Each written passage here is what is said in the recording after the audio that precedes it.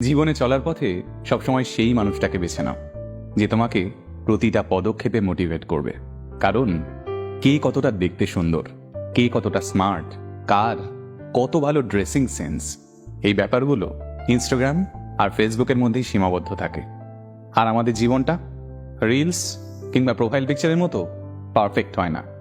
এখানে আমরা প্রতিনিয়ত আঘাত পাই, ক্ষতবিক্ষত হই, আমাদের কান্না পায়, সবকিছু ছেড়ে পালিয়ে যেতে ইচ্ছে করে।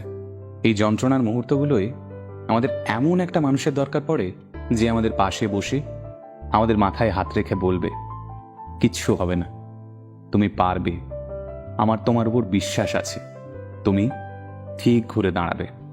ব্যাস এটুকুই তো। তাই এই রকম একটা মানুষ খোঁজো, আর নিজেও এইরকম একটা ইন্সপায়ারিং মানুষ হওয়ার চেষ্টা করো। তাহলেই দেখবে জীবনটা অনেক সহজ হয়ে গেছে।